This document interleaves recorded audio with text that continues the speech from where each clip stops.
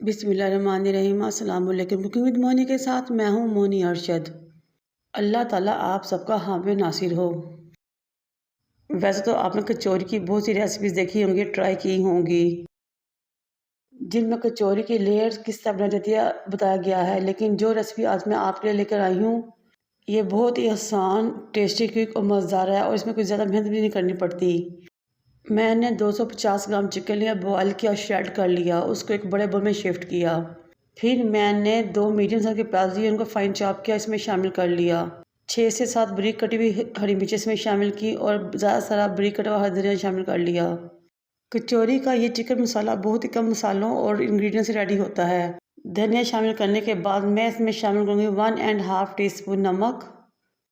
साथ ही मैं इसमें शामिल करूँगी 1.5 टीस्पून चिली फ्लेक्स और फिर मैं इसमें शामिल करूँगी 1.5 टीस्पून धनिया पाउडर, 1 टीस्पून ज़ीरा, 2 टेबलस्पून भर के मैं इसमें कसूरी मेथी के शामिल करूँगी। बस ये इंग्रेडिएंट्स शामिल होंगे इसमें और बहुत ही टेस्टी, मज़ेदार और डिलीशियस सा हमारा बैटर रेडी हो जाएगा कचौरी के लिए। अब इन तमाम चीज़ों को मिक्स कर लेंगे और साइड पे रख लेंगे और अब हम अपनी डो रेडी करेंगे कचौरी के लिए। एक बोल लेंगे, उसमें डालेंगे 2 कप मैदा अच्छे तरीके से छान कर। फिर मैं इसमें डालूँगी थोड़ा सा ज़ीरा, थोड़ा सा नमक और 4 टेबलस्पून घी या कुकिंग ऑयल के शामिल करेंगे। इसको शामिल करने के बाद हमने तमाम चीज़ों को अच्छे तरीके से मिक्स कर लेना है और इसके क्रम्स बना लेने हैं। जब मैदा आपके हाथ में आकर जुड़ने लगे, जिस तरह आपको नज़र आ रहा है, समझे आपकी बहुत परफेक्ट डो रेडी हो रही है। फिर थोड़ा थोड़ा पानी डालते हुए हमने बहुत हार्ड सी डो रेडी कर लेनी है, क्योंकि कचौरी की डो हार्ड होती है। अगर नरम होगी तो हमारी कचौरी अच्छी और खस्ता नहीं बनेगी। घी या ऑयल की ग्रीसिंग करेंगे और आधे घंटे के लिए रेस्ट पे रख देंगे कवर करके। आपसे रिक्वेस्ट है कि मेरे चैनल को लाइक करें, शेयर करें, सब्सक्राइब करें, बेल आइकन को टच करें ताकि मेरी तमाम वीडियो आप तक पहुंच सके। अब हम एक प्याली में 5 टेबलस्पून मैदा लेंगे और इसमें पिघला हुआ घी शामिल कर देंगे। घी हमने इतना शामिल करना है कि एक गाढ़ा सा लिक्विड रेडी हो जाए, जिस तरह आपको नज़र आ रहा है। ये लिक्विड हमारी कचौरी की लेयर्स बनाने में बहुत अहम किरदार अदा करेगा। आधे घंटे बाद हमने आटे को दोबारा देखा और उसको थोड़ा सा नीट किया, यानी थोड़ा सा गूंदा, ताकि वो मज़ीद अच्छा नीट हो जाए। फिर इसको 2 इक्वल पार्ट्स यानी कि पेड़ों में डिवाइड कर लिया और एक पेड़ को मैं काउंटर पे ले आई मैदा डस्ट करके।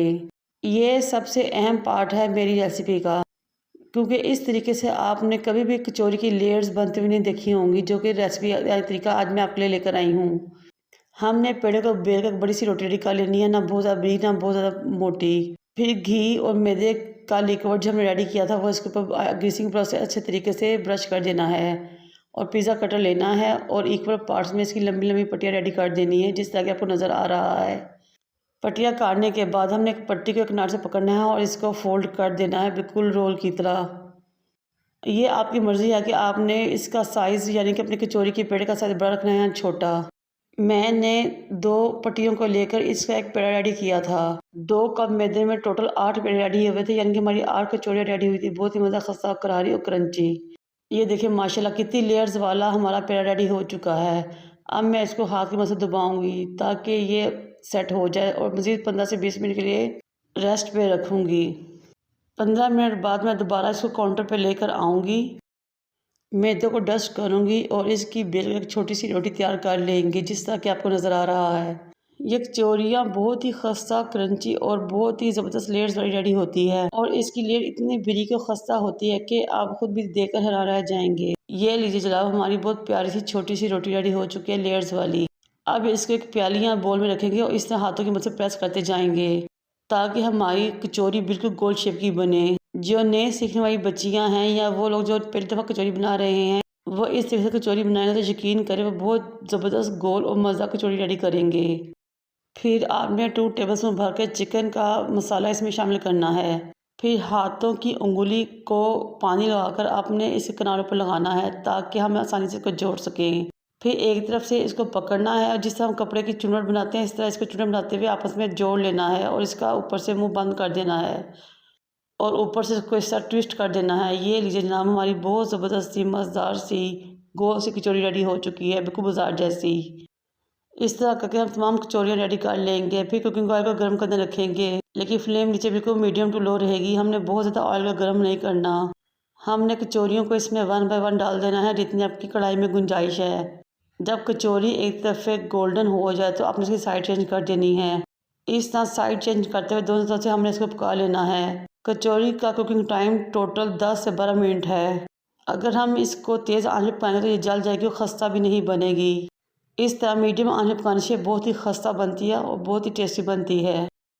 ये लीजिए नाम हमारी बहुत खस्ता सी कचौरियाँ रेडी हो रही हैं। जब कचौरी चारों तरफ से गोल्डन हो जाए तो इसको आप 1 बाय 1 करके निकाल लें और डिश आउट करें। चाहे तो इमली की चटनी के साथ एंजॉय कीजिए या किसी भी सॉस या केचप के साथ। लेकिन ये खुद ही इतनी ज़बरदस्त मज़ेदार और टेस्टी बनती है कि इसके साथ किसी भी केचप चटनी या सॉस की ज़रूरत नहीं। ये अकेले ही खाई जाएगी और बहुत टेस्ट देगी। बड़े तो इसको शौक से खाएंगे लेकिन बच्चे भी इसको बहुत शौक से खाएंगे क्योंकि हमने इसमें बहुत कम मसाले ऐड किए हैं। बहुत लाइट और खस्ता सी बन के रेडी हुई है। ये लीजिए जनाब हमारी बहुत ज़बरदस्त सी खस्ता और करारी और क्रंची सी कचौरियाँ रेडी हो चुकी हैं। अब मैं आपको कचौरी लेकर अपने हाथ में दिखाती हूँ। ये देखें माशाल्लाह। अब आप इसका क्रस्ट चेक करें।